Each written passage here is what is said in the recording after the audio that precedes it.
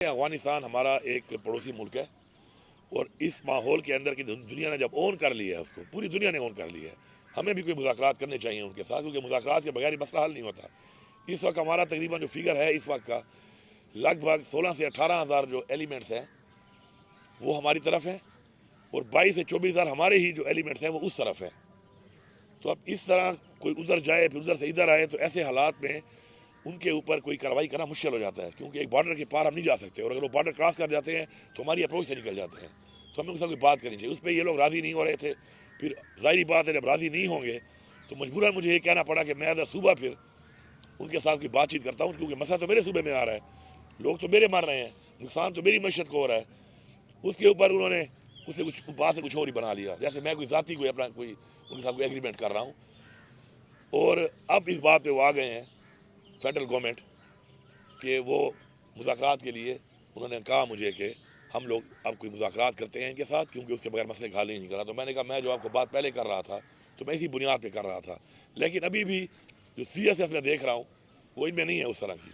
کہ صرف کہنے سے نہیں ہوتا مسئلہ حل، کہ میں کہوں کہ میں آپ سے مذاکرات کروں گا، میں آپ کو مطمئن کروں گا، آپ سے بیٹھوں گا۔ جب تک میں آپ سے بیٹھوں گا نہیں، شروعات نہیں کروں گا، کوئی TOR نہیں بناؤں گا، کوئی عملی کام نہیں کروں گا، تو خالی کہنے سے نہیں ہوتا۔ ابھی بھی میں اپنی بات پہ قائم ہوں کہ افغانستان کے ساتھ بغیر مذاکرات کیے، ان کی گورنمنٹ کے ساتھ بیٹھے بغیر، ہمارے لیے اتنی لمبی بارڈر کے اوپر جو ہماری کیپیسٹی ہے اس وقت، اور جو ان کی اس وقت اسٹرینگس ہیں کہ انہوں نے سپر پاورز کو ہرایا ہوا ہے، تو ان کی اسٹرینتھ کے ساتھ اگر ہم ان کے ساتھ ہیڈ آن جائیں گے اور اس طریقے سے ہم چلیں گے جس طرح چل رہے ہیں، تو اس بارڈر کے اوپر میں نہیں سمجھتا کہ ہماری کیپیسٹی ہے کہ ہم لا اینڈ آرڈر کا مسئلہ حل کر کے امن قائم کر سکتے ہیں۔ اور اس سے جو ہمیں معیشت کو نقصان تو میرے صوبے کو ہو رہا ہے، میرے وہ جو ٹریڈ کے جو وہ میرے روٹس ہیں جن کے اوپر میرے صوبے کے لوگوں کا کاروبار منسلک تھا، وہ روٹس پہ یا تو بند ہوئے پڑے ہیں اور یا ان پہ ٹریڈ نہیں ہو رہی، تو اس کا بھی نقصان میرے صوبے کی معیشت پہ آ رہا ہے۔ تو مجھ سے چونکہ چیلنجز ہیں تو اس پہ میں نے اپنی ایک رائے دی ہے، اور اس کے اوپر بھی یہ کام کر رہے ہیں، اور اگر یہ اس پہ سلو کام کریں گے، چونکہ ڈومین نہیں ہے پروونشل گورنمنٹس کی کہ وہ خود بات کر سکیں، تو پھر آؤٹ آف دا باکس پھر جانا پڑے گا اپنے لیول پہ، ایسا صوبہ پھر مجھے بات کرنی پڑے گی ان سے کہ یار میرے ساتھ تو میری بارڈر تک معاملات طے کر لو، باقی اگر ان کو آپ سے کوئی مسئلہ ہے اور یہ نہیں کرتے ہیں۔ اور باقی ایک بات میں آپ کو اور ایڈ کر دوں فار ریکارڈ، ہمارے لوگوں کی قربانی جو ہے نا، یہ پورے پاکستان کے لوگوں کو اکنالج کرنی چاہیے۔ آج اگر میں ان کو نہیں چھوڑ رہا ہوں اور میں اس بارڈر سے لے کر KP کی بارڈر جو کہ مختلف صوبوں سے لگ رہی ہیں